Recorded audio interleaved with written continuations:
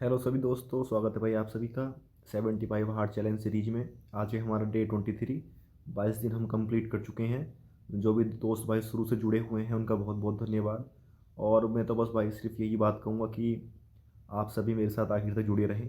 जो भी दोस्त आखिर तक जुड़े रहेंगे वो भाई अपने आप को एक अलग ही लेवल पे पाएंगे जब एग्ज़ाम होगा। ठीक है। और उस चीज़ का फ़ायदा तुम्हें एग्ज़ाम में भी देखने को मिलेगा बहुत ज़्यादा, जब तुम एग्ज़ाम दोगे। ठीक है दोस्तों।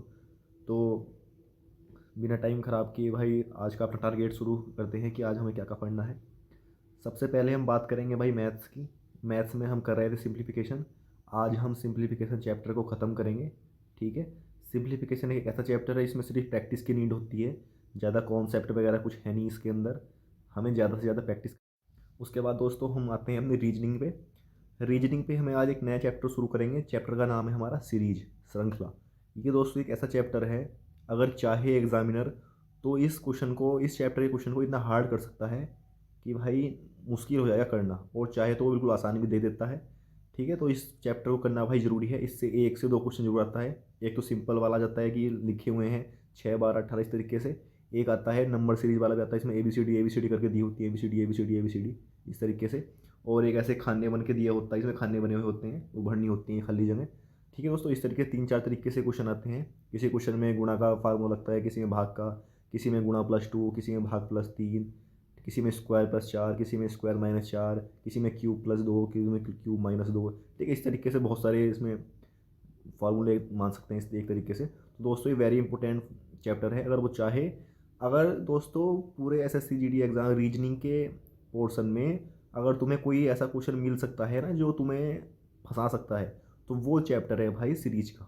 ठीक है। अगर एग्जामिनर चाहे तो सीरीज का क्वेश्चन बहुत टफ भी रख देता है कभी कभी, जो तुम्हारा टाइम खा जाता है। टफ तो नहीं होता, लेकिन उस टाइम पे तुम्हारा माइंड प्रेशर में होता है। तो उस टाइम पे वो फार्मूला हमसे नहीं मिल पाता कि क्या इसमें फार्मूला लग रहा है। तो उस टाइम पे हम इसे फंस जाते हैं और काफ़ी ज़्यादा टाइम लग जाता है। ठीक है। तो भाई इस चैप्टर को तुम्हें अच्छे तरीके से करना है। इस चैप्टर का क्वेश्चन जरूर आता है। एक तो आना ही आना है, दो भी आ सकते हैं। तो बहुत ही अच्छे तरीके से करना है, प्रैक्टिस करनी है ज़्यादा से ज़्यादा। ठीक है। उसके बाद भाई हम अपने राहुल शर्मा सर वाला प्रैक्टिस सेट तो करते ही हैं, यूट्यूब पे चल रहा है वो भाई सबसे ज़रूरी चीज़ है।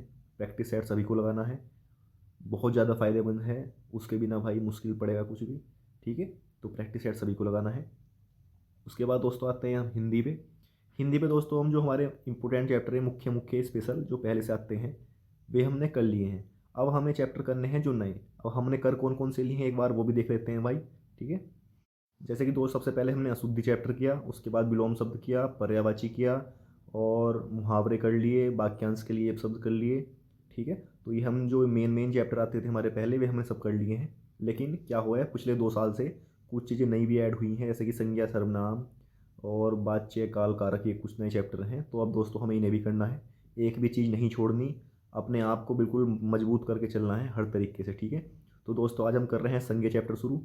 2 दिनों में कर लेंगे, छोटा चैप्टर है, कुछ ज़्यादा बड़ा चैप्टर नहीं होता संज्ञा का। ठीक है। तो इस चैप्टर को हम निपटाएंगे आज। आज और कल में 2 दिन में। ठीक है। संज्ञा चैप्टर कहते हैं, इंग्लिश में नाउन कहते हैं। जो दोस्त इंग्लिश वाले हैं वो नाउन समझ के कर सकते हैं इंग्लिश का कोर्स कंप्लीट। ठीक है। तो हमें 2 दिन में करना है। तुम्हारी बुक वगैरह में दिया होगा अच्छे से, और तुम्हारे टीचर ने भाई कोर्स में कंप्लीट कराया होगा। ठीक है।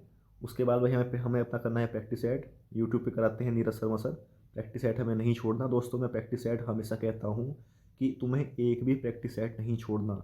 मुझे सबसे ज़्यादा जो फ़ायदा हुआ वो हमेशा प्रैक्टिस सेट से ही हुआ। मैंने कभी भी किसी भी टीचर का प्रैक्टिस सेट नहीं छोड़ा, चाहे वो रीजनिंग का हो, चाहे हिंदी का हो, चाहे मैथ का हो।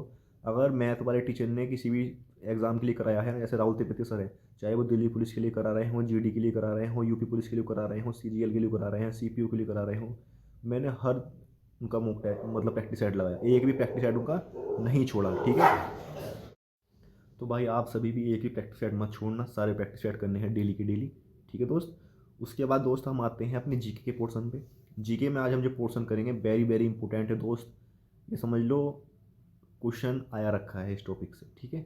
टॉपिक का नाम है जनगणना।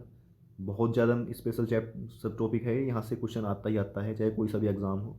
इसे हम 2 दिन में कंप्लीट करेंगे, आज करेंगे और कल करेंगे। तुम्हारे नोट्स टीचर ने करा रखे होंगे, वहाँ से कर लेना, चाहे तुम किसी बुक से कर लेना, चाहे तुम यूट्यूब से एडिट कर लेना। अगर मेरे पास के कोई नोट्स बने हुए होंगे या बुक में होंगे तो मैं उसके भी तुम्हें टेलीग्राम पर डाल ही देता हूँ। उसमें कोई डरने वाली बात है नहीं बिल्कुल भी। लेकिन टॉपिक बहुत ज़्यादा इंपॉर्टेंट है, तो हम छोड़ बिल्कुल नहीं सकते इस टॉपिक को। तो रट्टा मार के चलना है दोस्त। आना ही आना है, ठीक है।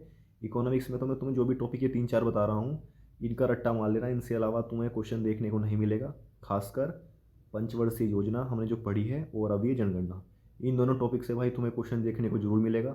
हो सकता है 2 से 3 क्वेश्चन मिलें, ठीक है दोस्त। तो हमें अच्छी तरीके से भाई कंप्लीट करना है अपना। उसके बाद दोस्तों आते हैं हम स्टैटिक के पोर्शन पे। स्टैटिक में पढ़ना है आज हमें पड़ोसी देश, उनकी राजधानी एवं मुद्रा।